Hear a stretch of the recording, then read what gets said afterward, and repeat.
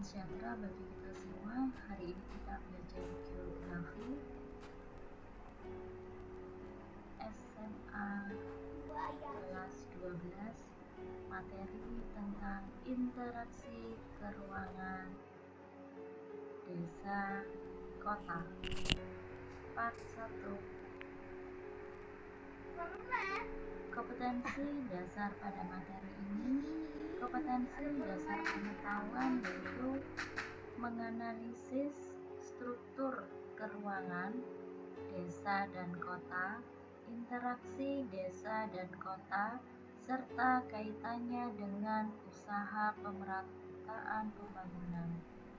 Kompetensi dasar keterampilan yaitu membuat makalah tentang usaha pemerataan pembangunan di desa dan kota yang dilengkapi dengan peta bagan tabel grafik atau diagram.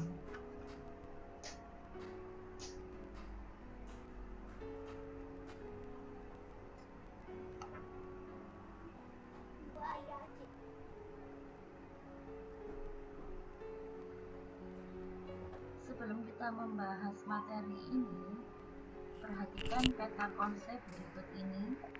Interaksi keruangan desa dan kota meliputi struktur keruangan serta perkembangan desa dan kota, yaitu pengertian desa, pola persebaran desa, klasifikasi desa, pengertian kota, klasifikasi kota, dan struktur kota. Yang kedua, pola dan faktor interaksi desa dan kota, yaitu gerakan menarik, gerakan mendorong, gerakan pula alik. Yang ketiga, usaha pemerataan pembangunan di desa dan kota. Keempat, dampak perkembangan kota terhadap masyarakat desa dan kota, yaitu perkembangan desa dan perkembangan kota. Ini merupakan ringkasan materi yang akan kita bahas nanti. A. Struktur keruangan serta perkembangan desa dan kota. Ini merupakan gambar desa dan ini merupakan gambar kota. Tentunya kalian mengenal istilah desa dan kota. Desa biasanya identik dengan rumah-rumah yang sederhana, sedangkan kota identik dengan fasilitas yang lengkap dan memadai. Namun tidak hanya itu saja, masih banyak hal-hal lain yang mencirikan pola keruangan desa dan kota. Lebih jelasnya kita pelajari sekarang. Pengertian desa dan kota. Pengertian desa menurut Undang-Undang Nomor 5 Tahun 1979, desa adalah suatu wilayah yang ditempati oleh sejumlah penduduk sebagai kesatuan masyarakat, termasuk di dalamnya kesatuan masyarakat dan hukum yang mempunyai organisasi pemerintahan terendah langsung di bawah camat dan berhak menyelenggarakan rumah tangganya sendiri dalam ikatan NKRI. B. Pengertian kota. Kota adalah suatu sistem jaringan kehidupan manusia yang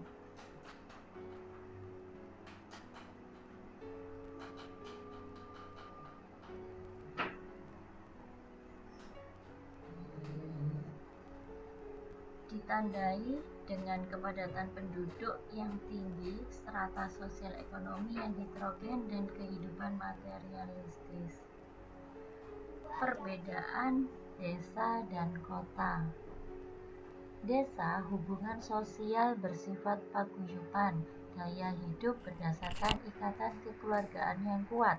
Kota hubungan sosial bersifat patembayan. Usia kelompok sosial berbentuk patembayan relatif lebih pendek dibandingkan paguyuban. Desa kegiatan ekonomi mayoritas agraris. Kota lapangan pekerjaan bermacam-macam. Desa kehidupannya erat dengan alam, umumnya masih bersifat tradisional. Kota mengandalkan kemajuan ilmu, pengetahuan, dan teknologi. Desa jumlah penduduk sedikit dengan luas lahan yang luas, kepadatan penduduknya rendah. Kota jumlah penduduk dan luas wilayahnya terbilang besar. Desa toleransi sosial dan gotong royong masyarakatnya kuat. Kota penduduknya memiliki sifat individualistis. Desa umumnya berpendidikan rendah, kota umumnya sudah terdidik atau berpendidikan tinggi.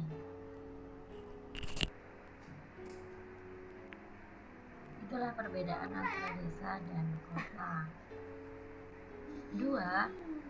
Pola persebaran desa dipengaruhi oleh faktor geografis wilayah, yaitu 1.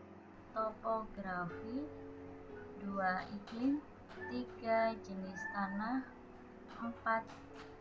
Air.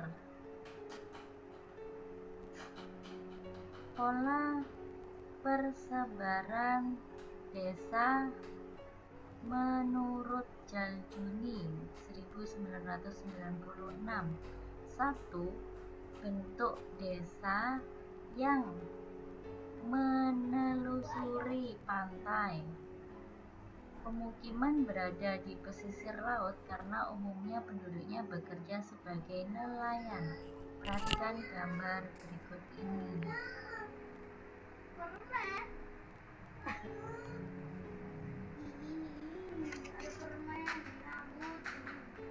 2. Bentuk desa yang terpusat.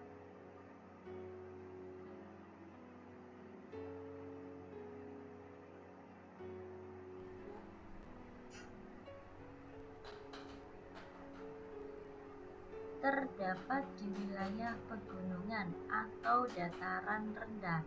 Pola semacam ini kemungkinan terbentuk karena dihuni secara turun-temurun oleh beberapa generasi. Perhatikan gambar berikut ini. 3. Bentuk desa yang memanjang atau linier di daratan rendah. Pola pemukiman memanjang biasanya ditemui di pinggiran jalan raya.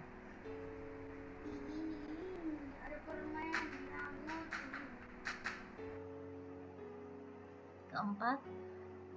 Bentuk desa yang mengelilingi fasilitas umum.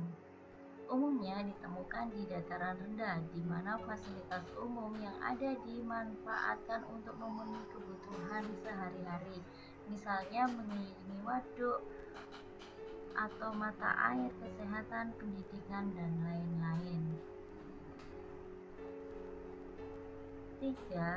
Klasifikasi desa menurut aktivitasnya. Desa agraris adalah desa yang mata pencaharian utama penduduknya adalah di bidang pertanian dan perkebunan. Desa industri adalah desa yang mata pencaharian utama penduduknya adalah di bidang industri kecil rumah tangga. 3. Desa nelayan adalah desa yang mata pencaharian utama penduduknya adalah di bidang perikanan dan pertambangan. Desa menurut tingkat perkembangannya. 1. Desa swadaya atau tradisional. 2. Desa swakarya atau transisi. 3. Desa swasembada atau modern. Desa swadaya adalah desa yang memiliki berpotensi tertentu tetapi dikelola dengan sebaik-baiknya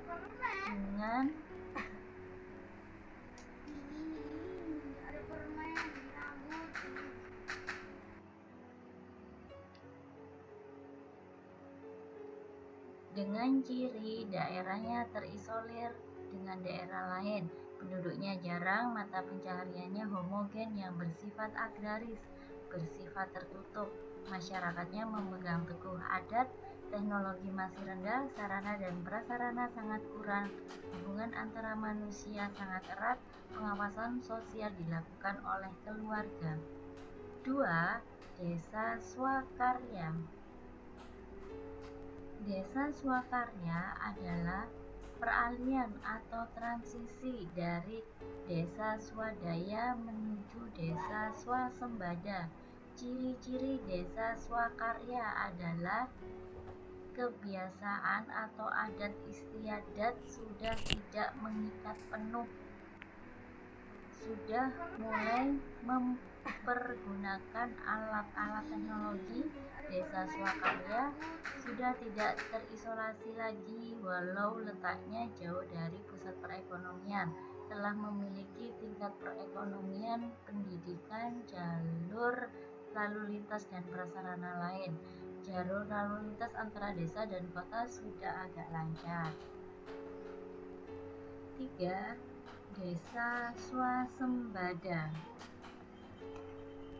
Desa swasembada adalah desa yang masyarakatnya telah mampu memanfaatkan dan mengembangkan sumber daya alam dan potensinya sesuai dengan kegiatan pembangunan regional. Ciri-ciri desa swasembada yaitu kebanyakan berlokasi di ibu kota kecamatan, tingkat kepadatan penduduknya tergolong tinggi, tidak terikat dengan adat istiadat, telah memiliki fasilitas-fasilitas yang memadai dan lebih maju dari desa lain. Partisipasinya masyarakat sudah lebih efektif. Untuk materi klasifikasi kota dan seterusnya kita lanjutkan pada video berikutnya.